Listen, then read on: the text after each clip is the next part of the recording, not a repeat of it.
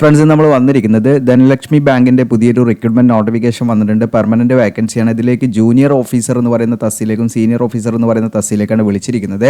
അപ്പോൾ ഏതെങ്കിലും വിഷയത്തിലൊക്കെ ബിരുദം ഉള്ളവർക്ക്, ജസ്റ്റ് ഗ്രാജുവേഷൻ ഉള്ളവർക്ക് ഇതിലേക്ക് അപ്ലൈ ചെയ്യാം. യാതൊരുവിധ എക്സ്പീരിയൻസോ കാര്യങ്ങളൊന്നും തന്നെ വേണ്ട.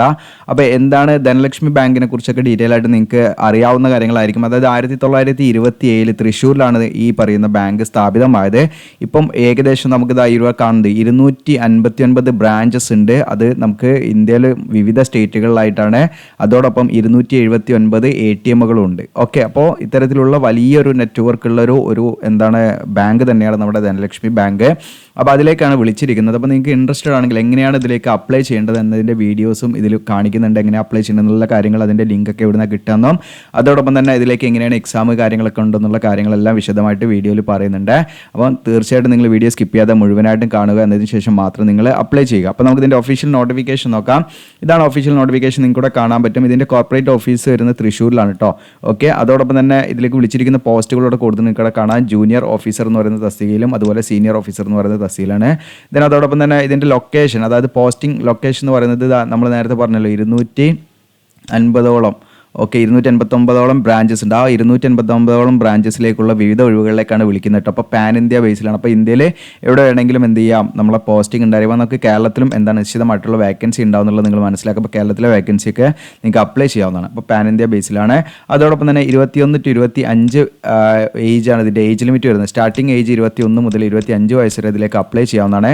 31/3/2023 എന്ന് പറയുന്ന ഈ ഡേറ്റ് കണക്കാക്കിയാണ് ഏജ് കണക്കാക്കുന്നത്.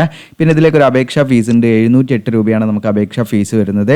ഇതിന് എഡ്യൂക്കേഷൻ ക്വാളിഫിക്കേഷൻ ജൂനിയർ ഓഫീസർ എന്ന് പറയുന്ന തസ്തികയാണെങ്കിൽ എനി ഡിഗ്രിയാണ് പറയുന്നത്. ജസ്റ്റ് നിങ്ങൾക്ക് ഏതെങ്കിലും ഒരു വിഷയത്തിൽ ബിരുദം ഉണ്ടെങ്കിൽ നിങ്ങൾക്ക് ഇതിലേക്ക് അപ്ലൈ ചെയ്യാം. മിനിമം ഒരു 60% മാർക്ക് ഉണ്ടായിരിക്കണം എന്നുള്ളതാണ്. അല്ലെങ്കിൽ അതുണ്ടെങ്കിൽ കുറച്ചും കൂടെ നല്ലതാണെന്നുള്ളതാണ്. ഓക്കെ, അപ്പോൾ ജസ്റ്റ് നിങ്ങൾക്ക് ഇതിലേക്ക് ഏതെങ്കിലും വിഷയത്തിൽ ബിരുദമുള്ളവർക്ക് ഇതിലേക്ക് അപേക്ഷ നൽകാവുന്നതാണ്. അപ്പം ഒരു 60% മാർക്കും പാടുള്ളവർക്കാണ് കുറച്ചും കൂടെ മുൻഗണന ഉണ്ടായിരിക്കുക. പ്രത്യേകമായിട്ട് ശ്രദ്ധിക്കുക.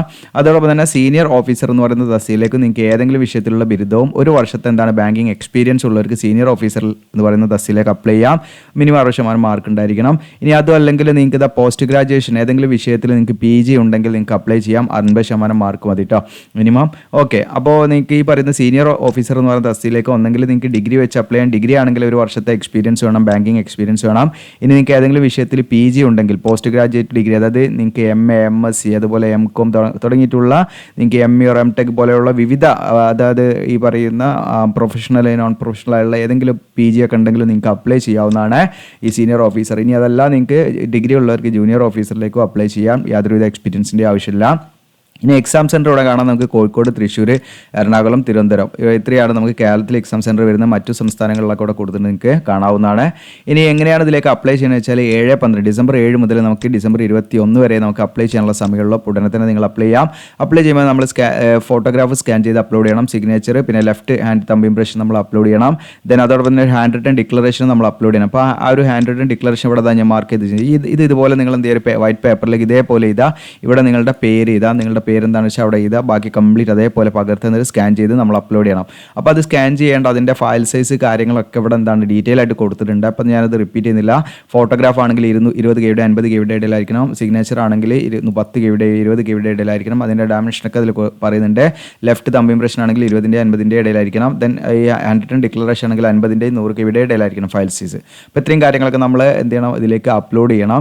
പിന്നെ ഇതിലേക്ക് എക്സാം ഉണ്ടായിരിക്കും. ഇപ്പോൾ എക്സാമിൽ വരുന്ന ആ ഒരു ഏരിയാസ് ഓൺലൈൻ എക്സാമിനേഷൻ ആയിരിക്കും. ഇപ്പോൾ ഈ റീസണിംഗ് ഉണ്ടായിരിക്കും. അതുപോലെ തന്നെ English language, quantitative aptitude, general economy, banking awareness. അപ്പോൾ ഇതിനൊക്കെ പറ്റിയ ബുക്കുകളൊക്കെ നിങ്ങൾക്ക് ആമസോണിൽ നിന്ന് കിട്ടും. ഉടനെ തന്നെ നിങ്ങൾ വാങ്ങി നല്ല രീതിയിൽ പ്രിപ്പയർ ചെയ്യുക. എങ്കിൽ മാത്രമേ ഇതിലേക്ക് നമുക്ക് എക്സാം കാര്യങ്ങളൊക്കെ ഉണ്ടാകും. അതിൻ്റെ അടിസ്ഥാനത്തിലാണ് സെലക്ഷൻ.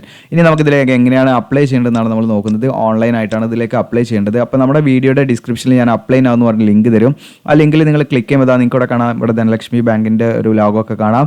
താഴെ നിങ്ങൾക്ക് കാണാം ജൂനിയർ ഓഫീസർ, സീനിയർ ഓഫീസർ എന്ന് പറയുന്നത് അത് കാണാം. അതിലെ സ്റ്റാർട്ടിംഗ് ഡേറ്റ്, ലാസ്റ്റ് ഡേറ്റ് കൂടെ കാണാവുന്നതാണ്. ഓക്കെ, ഇനി നമുക്ക് ഇതിൽ ആദ്യമായിട്ടാണ് നമ്മൾ വരുന്നതെങ്കിൽ ഇവിടെ നമുക്ക് കാണാം click here for new registration. ഇനി ഓൾറെഡി നമ്മൾ രജിസ്റ്റർ ചെയ്താൽ നമുക്ക് ലോഗിൻ ചെയ്യാൻ, നമുക്ക് കോൾ ലെറ്റർ ഒക്കെ വന്നാൽ ലോഗിൻ ചെയ്യാനൊക്കെ നിങ്ങൾക്ക് ഇവിടെ ജസ്റ്റ് ലോഗിൻ ചെയ്യാനുള്ള ഓപ്ഷൻ ഉണ്ടാവും. ഓക്കെ, അപ്പോൾ ആദ്യമായാണ് നമ്മൾ വരുന്നത്. അപ്പോൾ click here for new registration എന്നുള്ള ക്ലിക്ക് ചെയ്യാം. IBPS ആണ് ഇതിൻ്റെ റിക്രൂട്ട്മെൻറ്റ്. എന്താണ് ഇതിൻ്റെ ഓൺലൈൻ എക്സാമും അതുപോലെ ഇതിലേക്കുള്ള ഓൺലൈൻ ഫോം കളക്ഷനൊക്കെ നടത്തുന്നത് IBPS ആണ്. അപ്പോൾ IBPSൻ്റെ വിവിധ ഫോമുകൾ നമ്മുടെ ചാനലിൽ നമ്മൾ ഓൾറെഡി ചെയ്തിട്ടുണ്ട്. അപ്പോൾ നിങ്ങൾക്ക് നമ്മുടെ ചാനലിൽ ജസ്റ്റ് ഏതെങ്കിലും ബാങ്കുമായി ബന്ധപ്പെട്ടുള്ള വീഡിയോസ് നമ്മൾ അപ്ലൈ ചെയ്യുന്നത് കാണും.